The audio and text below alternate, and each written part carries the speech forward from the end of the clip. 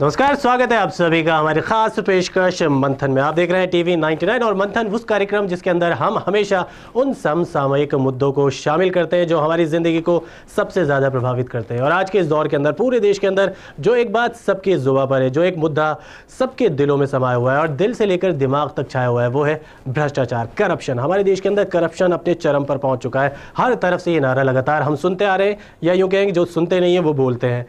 क्यों आखिर हमारे देश के अंदर भ्रष्टाचार पनपता जा रहा है? और बात करें दिल्ली की, तो दिल्ली से लेकर जयपुर तक ये भ्रष्टाचार का नारा हर तरफ बुलंद होता जा रहा है। आज के इस मंथन के अंदर हम इसी भ्रष्टाचार की बात करेंगे। हमारे साथ स्टूडियो में दो खास मेहमान मौजूद हैं जो दोनों ही राष्ट्रीय पार्टियों से बिलोंग करते हैं। हम स्वागत करते हैं हमारे दो खास मेहमानों का। हमारे साथ फिलहाल स्टूडियो में मौजूद है भारतीय जनता पार्टी के उपाध्यक्ष दिगंबर सिंह, आप पूर्व मंत्री भी हैं, बहुत बहुत स्वागत है आपका।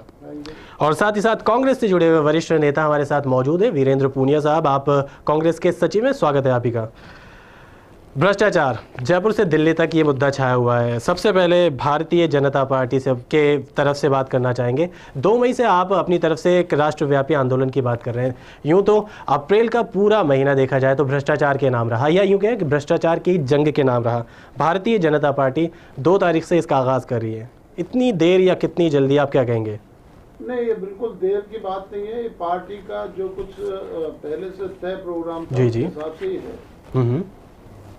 पूरे देश के अंदर जो भ्रष्टाचार की गूंज दिनों से हुई है केंद्र सरकार में, और उसमें ये कहना कि प्रधानमंत्री तो बिल्कुल पाक साफ हैं, ये एक टोटल टीम वर्क है।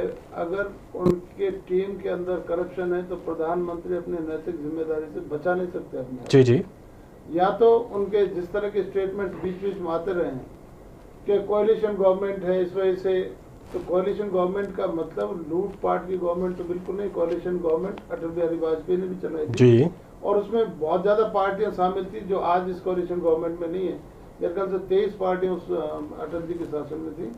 अटल जी ने जो काम किया, कोalition गवर्नमेंट का जो नमूना पेश किया, आज मनमोहन सिंह जी टोटल फेलियर हो गए। आज इनके गवर्नमेंट में इनके मंत्रियों को आरोप ही नहीं, आरोप के साथ साथ वो जेल भी जा सिद्ध है। मतलब उसमें कोई ऐसा भी नहीं आरोप ही लगे, तो सारे प्रूव्ड केसेस हैं। हिंदुस्तान का इंटरनेशनल लेवल पर जो एक तरह से कैरेक्टर का गिरावट आई है इस सारे इस पीरियड में, मैं समझता हूँ ये इस हिंदुस्तान के इतिहास के लिए बहुत बड़ा घटना चक्र और हमारे लिए बहुत शर्म की बात। पूनिया साहब, दिगंबर साहब का सीधा कहना है कि केंद्र के अंदर प्रधानमंत्री है वो कहीं ना कहीं राजधर्म की बात करते हैं, जिसके अंदर बहुत सारी पार्टियां मिलकर के इस राजधर्म को निभा रही हैं। और ये काम अटल साहब ने भी किया था। हालांकि घोटाले तब भी सामने आए थे, आपने खुद ने ही ताबूत घोटाले का जिक्र किया था। ये घोटाले हमारे देश के साथ लगातार चिपके हुए हैं। बात करें प्रदेश स्तर की, यहाँ पर बहुत सारी चीज़ें ऐसी हैं जो आम आदमी को बहुत ज़्यादा उद्वेलित करती हैं, बहुत ज़्यादा तकलीफ़ पहुँचाती हैं। लगातार ये बात सामने आ रही है कि हमारे यहाँ पर प्रदेश के अंदर विकास की गति जिस वजह से सबसे ज़्यादा अवरुद्ध हुई है वो है भ्रष्टाचार। बीजेपी 2008 के अंदर से पहले सरकार संभालती थी और उसके बाद 2008 के अंदर आपने सत्ता संभाली, और आपका सबसे बड़ा मुद्दा था उस वक्त चुनाव लड़ने का भ्रष्टाचार। और वही मुद्दा आज आपके सामने है, आपके खिलाफ यूज़ किया जा रहा है। तो जो हथियार आपने बीजेपी के खिलाफ इस्तेमाल किया था, वही हथियार आज भारतीय जनता पार्टी आपके खिलाफ इस्तेमाल कर रही है। हम हथियार की बात नहीं करते, हम ये जानना चाहते हैं आखिर जिस मुद्दे को आपने अपनी तरफ से बना करके सत्ता हासिल की थी, सरकार बनाई थी, आखिर कहाँ गलती हो गई कि वही मुद्दा आपके खिलाफ इस्तेमाल हो रहा है? देखिए, पहले तो मैं आपकी इस बात को दुरुस्त करूं कि हमने कभी भी हथियार बना के, मुद्दा बना के चुनाव जीतने की कोशिश नहीं की जी। और उस समय कोई भी आरोप हमारी पार्टी ने किसी पे सीधे नहीं लगाए। जो आरोप इनकी पार्टी के अंदर, इनकी कार्यकारिणी की बैठक के अंदर इनके जिम्मेदारी मंत्री के ने जो लगाए हैं, वो आरोप आप मीडिया के माध्यम से पूरी जनता ने देखे हैं। और उन आरोपों को लेकर के एक जो चर्चा का विषय था, हमारी सरकार ने आते उस पे हमारे मुख्यमंत्री जी ने साफ कहा था कि हम बदले की भावना से या बायस्ड होकर कोई कार्रवाई नहीं करेंगे। उसका एक तरीका निकाला था कि एक आयोग का गठन करके जांच करवा दी जाए, लेकिन उसमें संवैधानिक खामी रहने की वजह से वो चीज़ नहीं हो सकी। तो भी क्या हुआ, मुद्दे अपनी जगह कायम रहते हैं। सक्षम एजेंसी से हमारे राज्य सरकार का दायित्व बनता है कि वो सक्षम एजेंसी से, चाहे हमारे खिलाफ है चाहे वो पहले लगे हों, उन मुद्दों की जांच की जानी चाहिए। अब सवाल ये है कि किसके द्वारा लगाए गए मुद्दे। तो ये सारी चीज़ें जो है भ्रष्टाचार, अभी डॉक्टर साहब ने फरमाया कि ये फ़र्क है गवर्नमेंट में।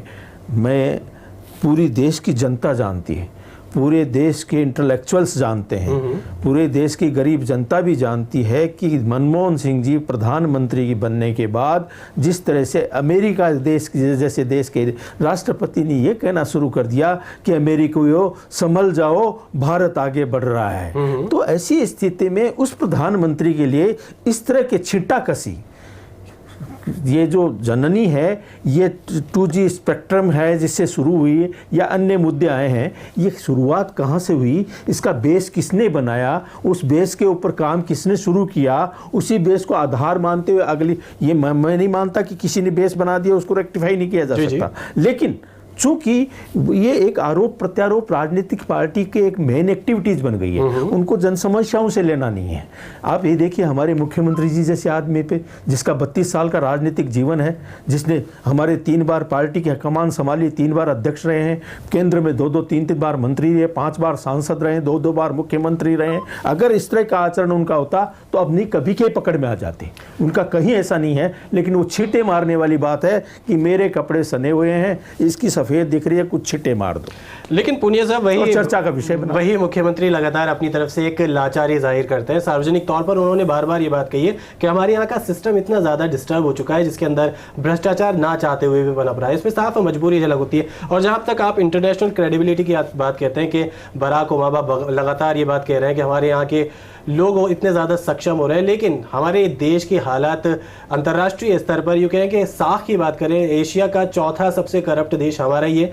ट्रांस रिपोर्ट की बात करें तो हम उन टॉप मोस्ट कंट्री के अंदर शुमार होते हैं जो दुनिया की सबसे ज़्यादा भ्रष्ट होती है। हम ये नहीं चाहते कि ये सब कुछ आपने किया है या बीजेपी ने किया है, ये एक क्रेडिबिलिटी की बात है। आप दोनों ने ही राज चलाया, दोनों ही शासन से जुड़े हुए हैं। डॉक्टर साहब आपसे जानना चाहेंगे, साख की बात करें, भारतीय जनता पार्टी की जिस मुद्दे को लेकर के कांग्रेस ने अपनी तरफ से सरकार बनाई, भले ही पूनिया साहब कहें कि ये उनका खुद का मुद्दा नहीं था, कहीं ना कहीं ये बातें आपकी पार्टी के अंदरूनी सूत्रों से ही बाहर निकल कर आई, लेकिन उसके बाद माथुर आयोग का गठन हुआ और माथुर आयोग को माननीय न्यायालय ने अपनी तरफ से असंवैधानिक करार दिया। इस पूरे मुद्दे पर आपने इस मुद्दे को ये हैंडकैश करने की कोशिश की कि मानो ये भारतीय जनता पार्टी की जीत हो गई है, लेकिन 24,000 करोड़ का घोटाला राज्य के अंदर हुआ। माथुर आयोग नहीं, लेकिन